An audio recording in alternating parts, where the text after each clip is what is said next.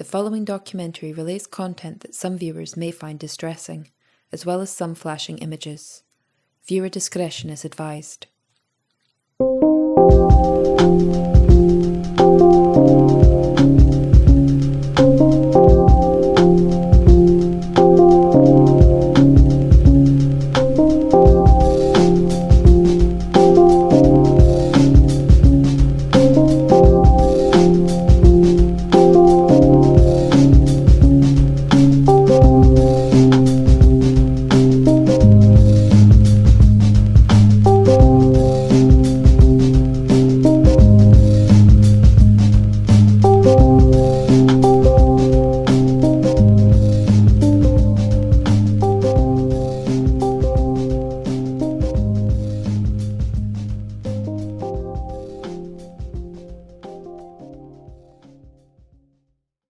I had never in my career seen anything like this. This is not an image from the Lucy Letby trial. It's from a 2015 paper entitled Fatal Systematic Air Embolism in a Neonate after Cardiopulmonary Resuscitation.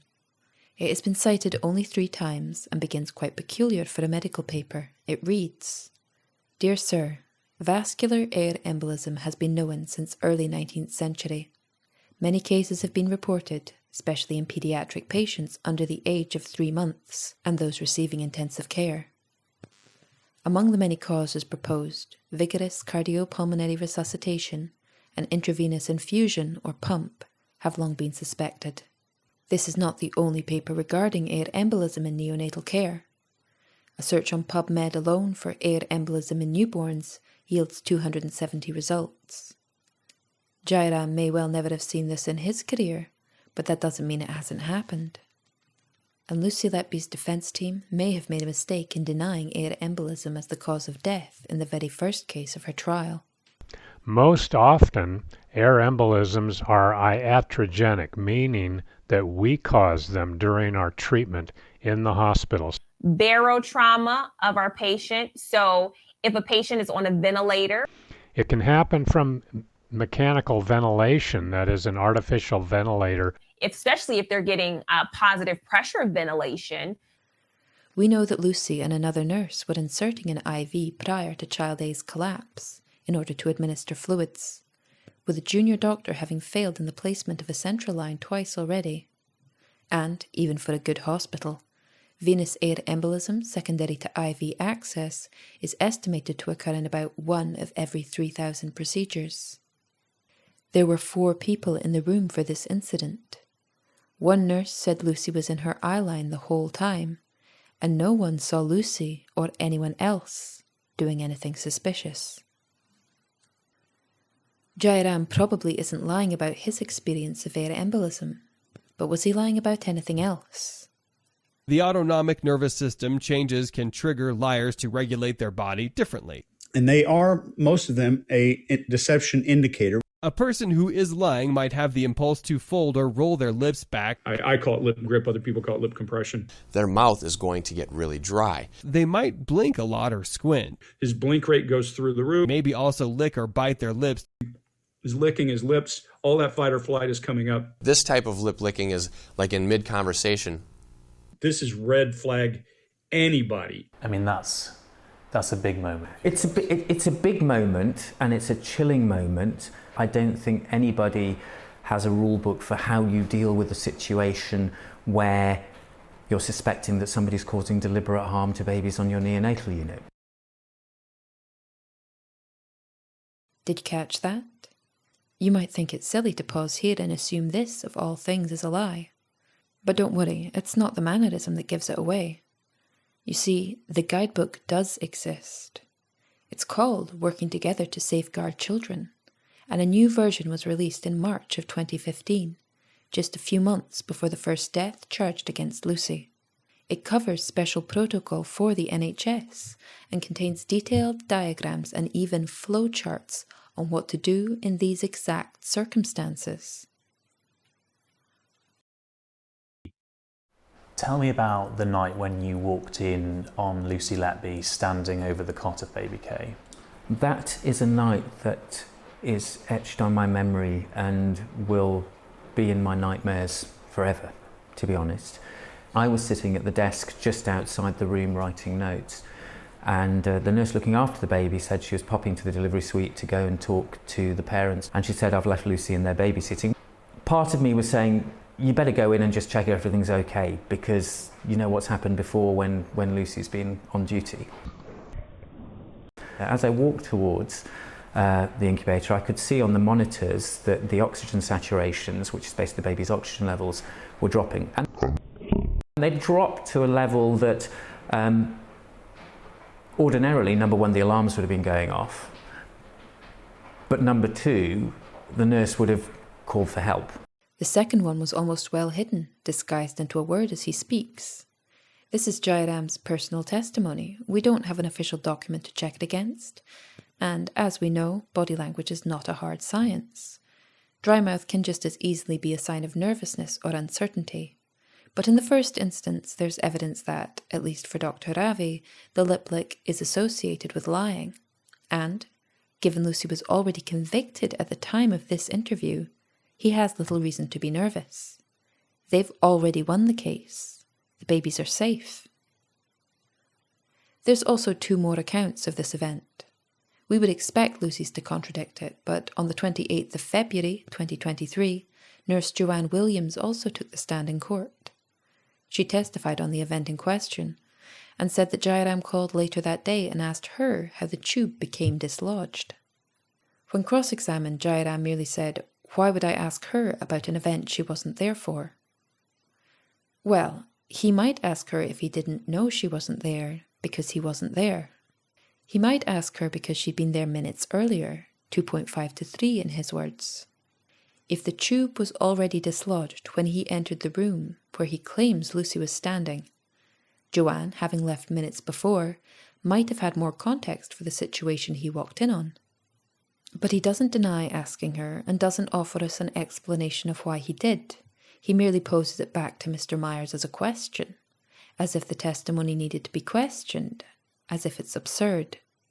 But these 2 testimonies didn't have to be in contradiction, yet he seems to suggest they are, as if hers is a threat.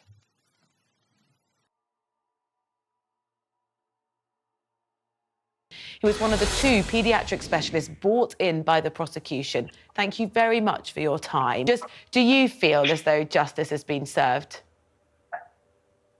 Yes, I do. Yes, I do. I think this is horrific. It's probably the single most appalling event affecting any hospital in the NHS over the past 75 years. It is beyond belief what happened to these babies.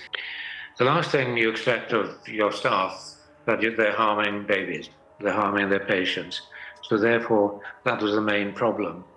The other problem is that I had the clinical experience because I've been involved with care of babies from my mid-20s throughout my professional career. I received a copy of the clinical notes of over 30 babies who'd either died or had collapsed between January 2015 and July 2016.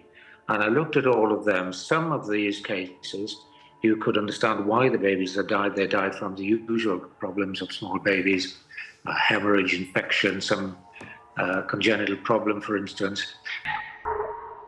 But I identified 15 babies whose collapse or death I could not explain as a natural cause. Note that Dr. Evans, the prosecution's star expert witness, reveals here the true number of incidents that were initially investigated. He says he picked from those over 30 cases the 15 in which he suspected deliberate harm, and disregarded those suffering with the usual problems. But if you were paying attention, you'll remember that most of the babies that were brought to trial did suffer with infections, hemorrhage, or congenital problems. Pneumonia was implicated in the death of child C, sepsis in the case of D, E died of fatal internal hemorrhaging, G and J both had prior histories of infection and hemorrhaging disorders respectively, K had a lung infection, N had congenital haemophilia, and O, P and Q all showed signs of either sepsis or NEC. Something doesn't add up. According to Evans, there are possibly up to 10 more babies who had a stronger case for deliberate harm and who, apparently, didn't get their day in court. Instead, these other babies who were suffering and dying from what he calls the usual problems took their place. In 2018, I found 2 more cases. These were the second of twins, 2 separate lots of twins, who had low blood glucose values. Now, low blood glucose or low blood sugar is common in small babies. They were the second of twins who'd been harmed in other ways. And what I said was, you need to look at the duty roster for each of these events, because if you harm a small baby, that baby will deteriorate very quickly. It will deteriorate within seconds or minutes. Here, Evans doesn't even state that his guesswork was validated by the police. He doesn't say, I sent them back the list of cases I believe to be deliberate harm, and they got back to me saying that, astonishingly, these were all linked to one nurse. He buffers here. He claims he picked 15, then says he asked the police to look at the rotas, but he doesn't make it clear if he asked them to check all 32 or just the 15 he picked. He doesn't even tell us if he sent the police his suspected list. If he'd guessed correctly, you'd think he'd be happy to share that. So therefore, what you need to do is look at the duty rosters and find out which nurses and which doctors were on duty at that time. And it soon became apparent that there was, even after the first 4 babies, there was only one nurse who was on duty for all of the events, and that was Lucy Letby. And later it emerged that she was on duty for all 17 occasions when one or other of these babies collapsed and or died. Amazingly overt display of lip licking. There's a micro-expression, a smile of relief. The language is deflective, obscure, and by the time they took those 17 to trial, the phrase, all the babies, didn't actually mean all the babies. If one or other of them collapsed or died during Lucy's shifts, that's a far cry from the prosecution's party line that she was present for all the incidents. So did Evans really pick children A through Q in his original review of the files? Did he give those to the police? Has he lied about his involvement, his motive, or his criteria for deliberate harm? Do you regret not having personally contacted police? It's a horrible thing to say, but I do genuinely believe that she could well have got away with this because most people trust the verdict. When a trial lasts for almost a year with 250 witnesses, including medical experts, it's hard to understand how the court could make a mistake. But this case revealed exactly that. During the trial and deliberations, the jurors were banned from researching the case outside of court, as is standard practice. All the evidence they had to work with was presented there, and in this case you have 2 particular problems. The spotlight was on just 4 external medical witnesses, all called by the prosecution, with Evans as the central pillar. He is, of course, a paid mouthpiece. He graduated from medical school but worked in pediatrics. At the height of his involvement in neonatal care, he was on call to the NICU only about once a month. He dabbled in politics and has made a profitable career from accusing acts of deliberate harm in court, where he has both asserted and denied being an expert. He's a medical doctor but has, in the past, been involved with the diagnosis of Munchausen's by proxy, which is a psychiatric condition and outside of his expertise. He was a proponent calling for the reinstatement of the dishonoured Plaid Cymru member Neil McEvoy, who described the Welsh branch of the charity Women's Aid as publicly funded child abuse. He's committed malpractice as a doctor and, in 2018, provided evidence in court without his licence to practice. Sandra Bowen, the neonatal consultant, has some questionable reviews of her clinical work.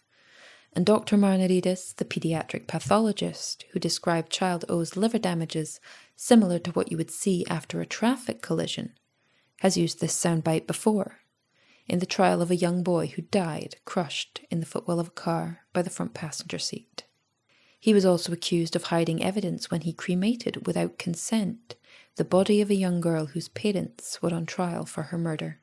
Her body was burned after he alone had performed the autopsy, and he alleged in court many injuries had been sustained weeks before her death, but now without any hope for a second opinion. These are the experts the public trusted. Only one is a neonatologist. Instead of working separately from the original notes, they were provided Evan's third-hand report as supporting information when forming their opinions of the case. They were all called by the prosecution, and on the prosecution's payroll, it's not in their nature to disagree with the charges on the defendant. Evans alone is reported to have made somewhere between £88,000 to £150,000 for his work as a witness in this case alone. He's been called out as tendacious and partisan, or biased, in the case that Lucy's defence lawyer, Mr. Myers KC, referenced in the trial, where a previous judge deemed his expert report worthless. That brings us to the second problem. The omission of those 15 infants from the table presented to the jury and the public means the correlation it draws, too, is worthless. These are the 26 incidents as presented in trial. We don't know how many separate incidents happened between the 15 infants omitted, so let's consolidate the multiple events for each individual. That leaves us with the 17 children A through Q. Now, let's add the other 15. That's the actual total. While the rotas here are a mystery, we know that children C, H, J, K, M and N all had incidents outside of Lucy's hours. That leaves us with an estimated presence at events of 43 to 56%. Lucy worked 15-hour shifts, 5 to 6 days a week, which puts her working hours somewhere around 42 to 53%. Even at a minimum estimation of Lucy's working hours and a maximum occurrence of her presence at events, this doesn't break the 20% deviation that is usually cited as being statistically significant. And the same is true of the reverse. Small datasets are actually prone to greater deviations than this. In this respect, she wasn't unlucky at all, and her concerns that it was always her babies must have been another confirmation bias on her part. When the prosecution made the original table, it was filtered to show only what they wanted you to see and what they were trying to prove. They gave the public and the jury a picture of the bone they had to pick, a stark projection of Lucy's involvement, stripped bare of all the fibre and the truth. No information regarding the other 15 infants was revealed in court. We only know about their existence through references in initial reports, Evan's interview, and the FOI reports released from the hospital, which were not permitted as evidence in the trial. Her defence team failed to bring them up. They may not have had access to the rotas because of medical confidentiality, but even without the details, the omission amounts to deception on the part of the prosecution. It was repeated ad nauseum that she was the only one present for all the events, and her every word was picked apart to paint her the liar. Yet, somehow, this slipped past the radar. The defence didn't call any medical counter-witnesses to test the claims presented by the prosecution. In fact, the prosecution were able to create an echo chamber during the trial, and the jury were in a bubble administered by those who had motive to put Lucy away. Even by drawing the circle round Lucy, they couldn't neatly bring the death toll down into the national average or the ward's previous numbers. Even without those Lucy supposedly murdered, it was still double that of prior years. Clusters and spikes like this are a known phenomenon, especially when dealing with viral infections, but the prosecution deflected from this by pushing the theory that air embolism was the real cause of death. Dr. Bowen mirrored Jairam, claiming the case was also unique in her experience. The x-rays were in front of me, several of them, all showing air in the baby's vessels.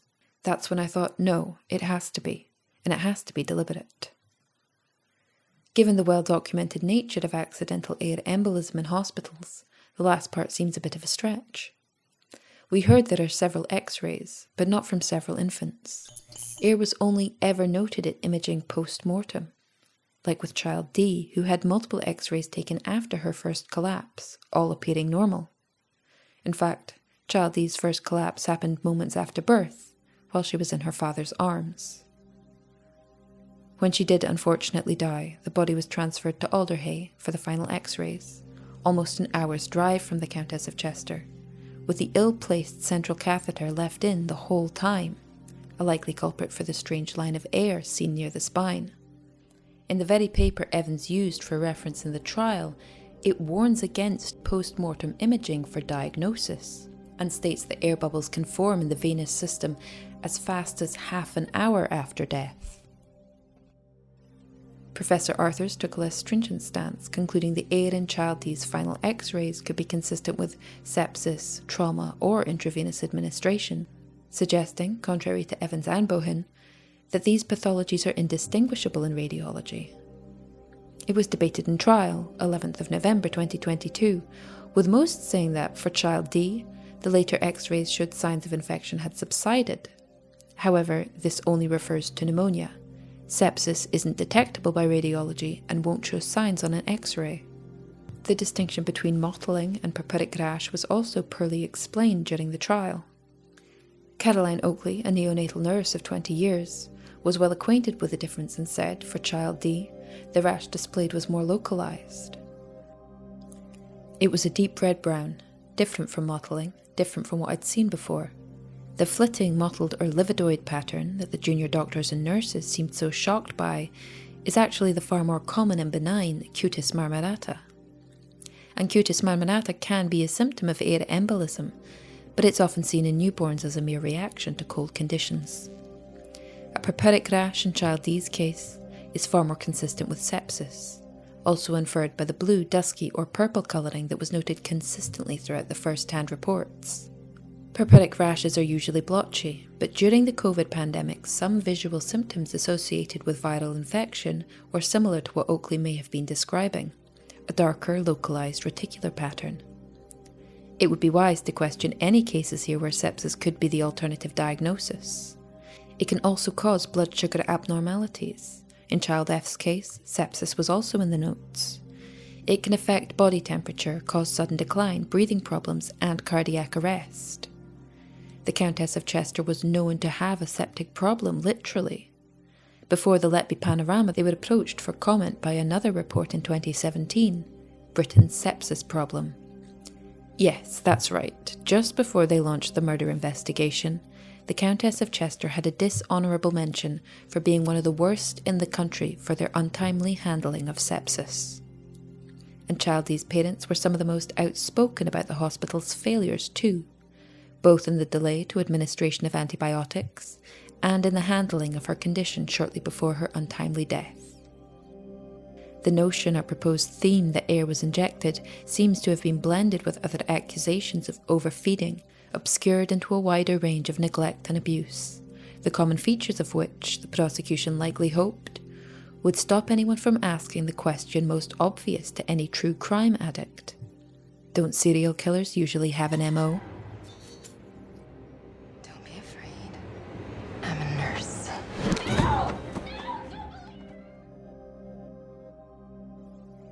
So if air bubbles weren't being deliberately injected, if there was no abuse happening, why did several of the babies who were improving and deemed ready to go home suddenly crash? It was one of the key features used to define the deaths as suspicious. And if you don't know the NICU personally, you may have seen from the media coverage that preterm infants are kept in filtered incubators. But let's look again at the evidence from the trial. Remember this? It's the scene in which Lucy noted child G looking pale, where she was questioned about how on earth she could have seen such a thing from the doorway at night. That distracted anyone from asking the other question here. Where is the protection? The viral theory was likely dismissed during the trial as an attempt by Letby to cover her tracks.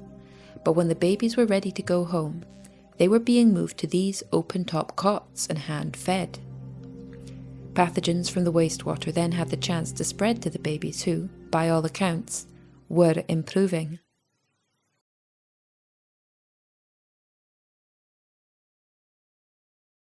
But people will still ask why the deaths stopped when Lucy was moved to clerical duties in 2016. And it is one of the most frequently posited arguments for her involvement. It seems like a very straightforward test of cause and effect.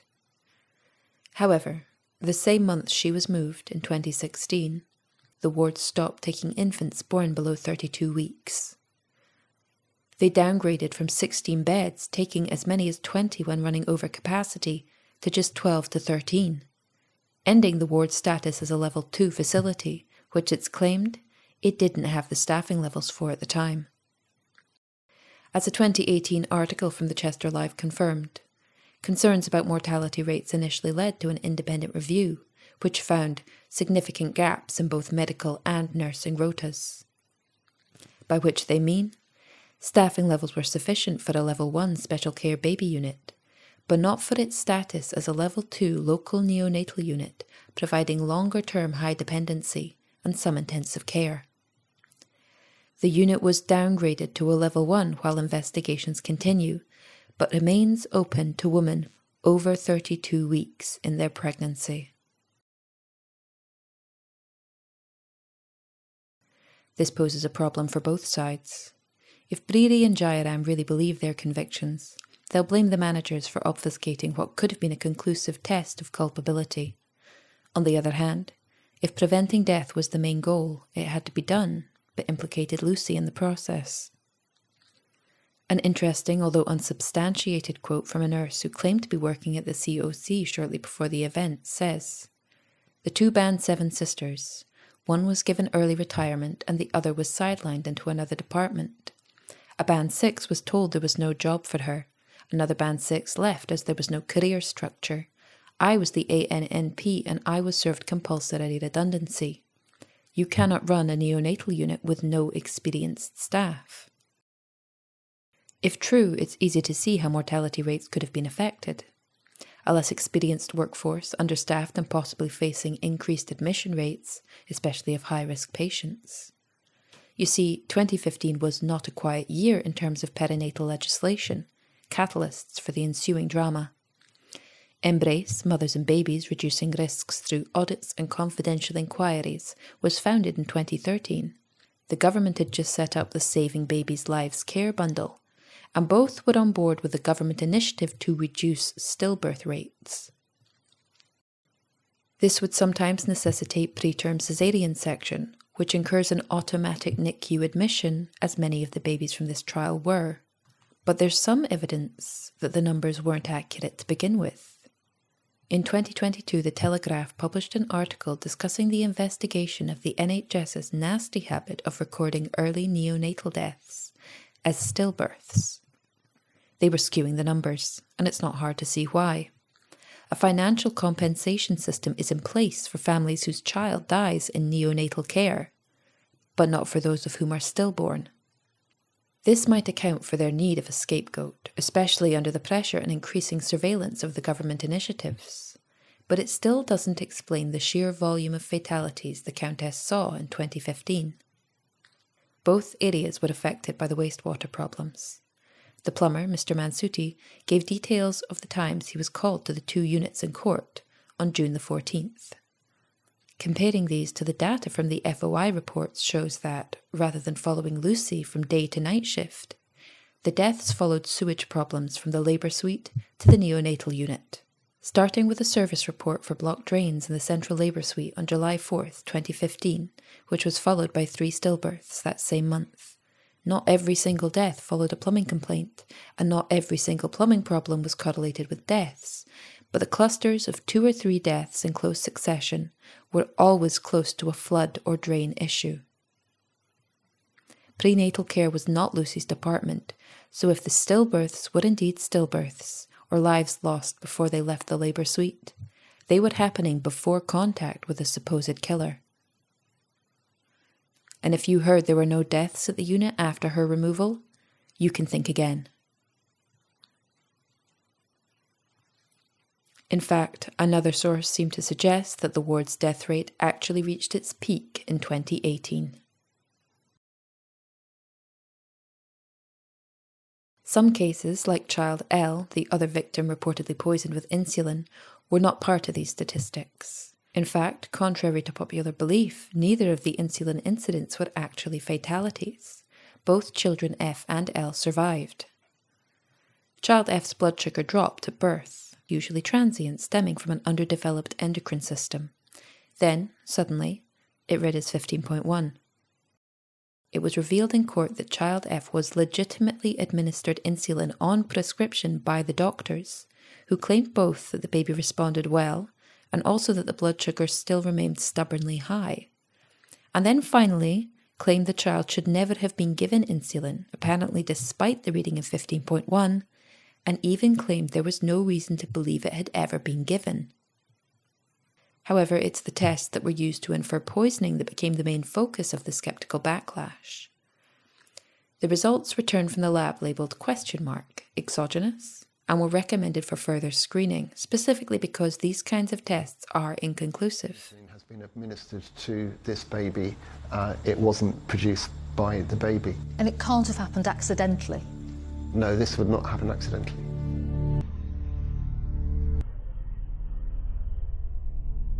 Immunoassays are tests based on the body's immune response, so infants with septicemia or immunocompromised by prematurity are not the best candidates for this screening. This is possibly why the results were ignored at the time. In child F's case, the level was so high it's actually improbable the baby would have survived. The reading indicated a dose high enough to kill an adult. Child L's test showed just 1/4 of the levels indicated by child F's, and child F survived. So the idea that the second incident was another attempted murder by the same culprit with a smaller dose doesn't make sense. At 33 weeks gestation, the low blood sugar seen in child L was less likely to be normal transient preterm hypoglycemia. But even if the patient was somehow mistaken for diabetic, no one trained in the NHS would administer insulin through the bag as a matter of procedure. That was the prosecution's argument. However, Belinda Simcock, who was on duty for both these incidents as well, had only recently transferred from Australia. She was there for child L's second bag being hung, after Lucy had left for the night. It isn't easy to find any information on insulin protocol for neonates in the Australian healthcare system, whether it's standardised or not. However, if they follow the American system, the National Institute of Health will tell you it's safe to put insulin in a TPN bag if the patient is stable. Lucy never agreed in court that the children were targeted. She only agreed they were poisoned, which, in medical terminology, only denotes effect, not intent. So why did the doctors suspect Lucy to begin with? 4 trusted medical professionals felt it was right to point the finger at her. Why question them? They were on the ward more than the hospital managers or the CEO, but not as much as the nurses. In fact, the senior physicians may not have been there as much as the junior doctors would have had them either. And Jairam, at the beginning of all of this, was away filming for TV. Yes, Mr. Whistleblower himself only really arrived back after promoting Born Naughty in 2015. It's an excuse for parents, but actually there are children with it. It was Dr. Breary who first questioned Lucy's professional practice. She didn't strike me as too different to most nurses on the unit. But he didn't state which Lucy. And there were 2.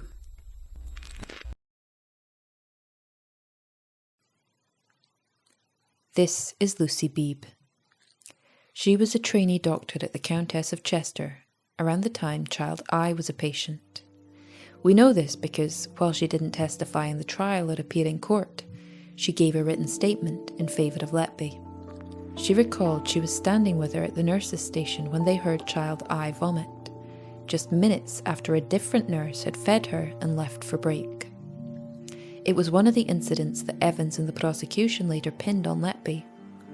Beebe also wrote that she had seen Letby crying after child I's eventual and untimely death.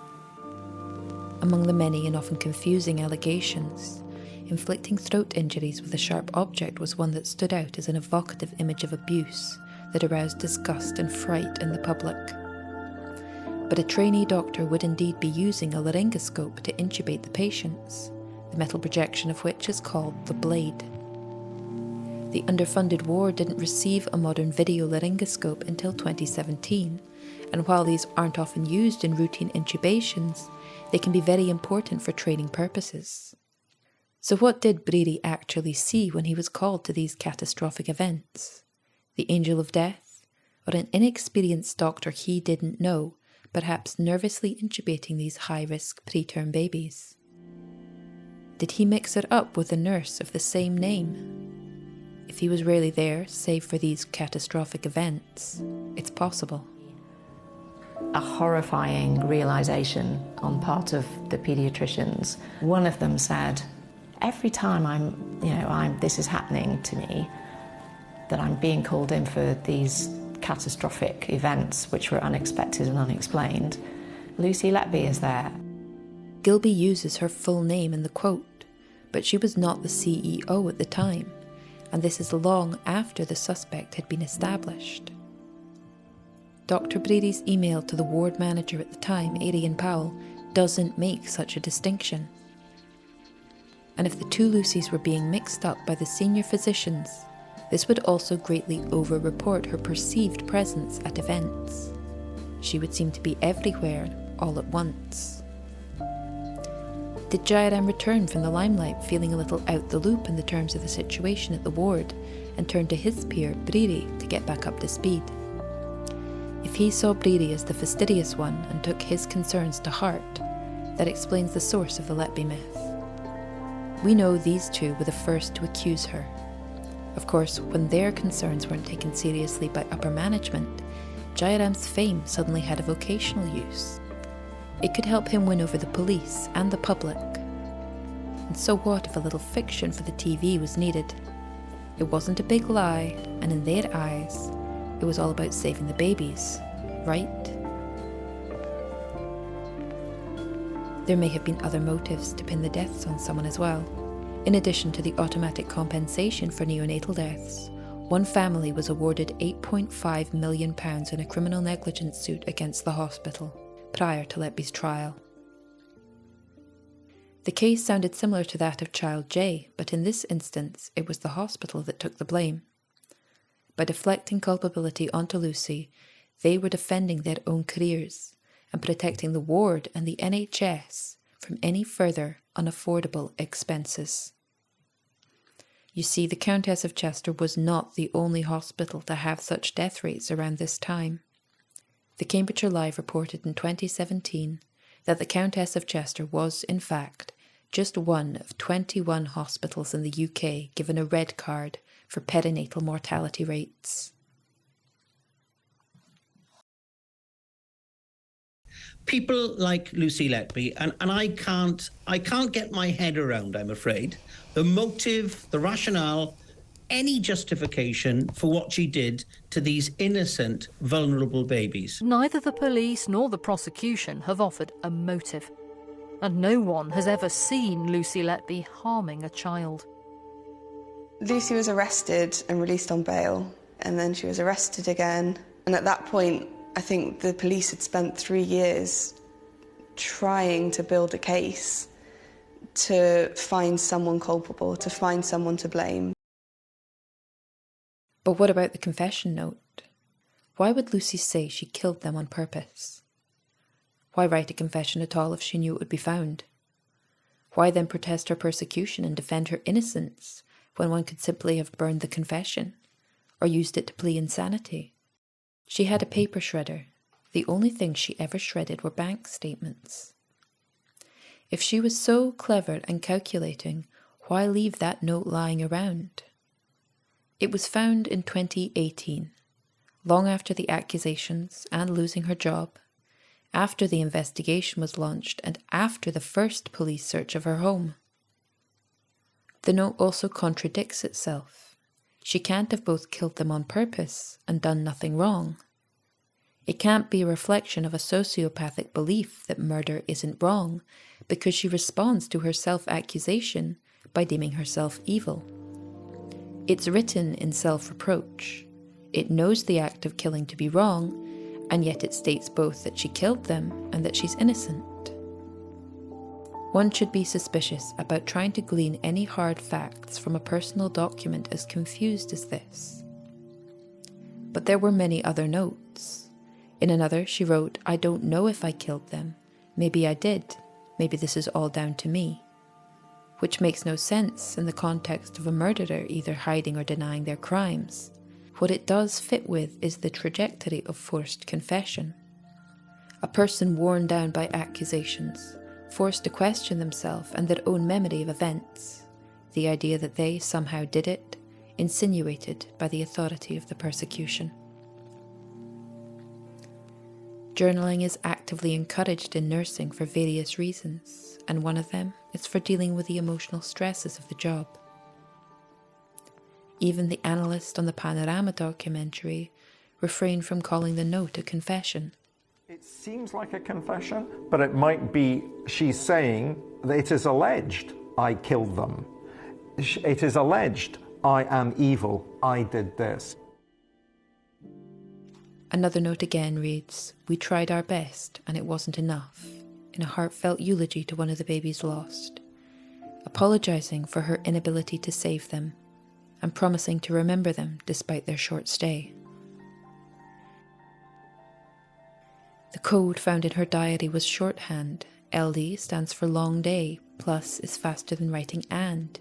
These are habits one would pick up in a busy workplace, useful when writing patient notes, and a force of habit that spilt over into her texts and her diary. The notes she took home from Child H's resuscitation, deemed a torture trophy by the prosecution, were from a successful resuscitation. Child H survived.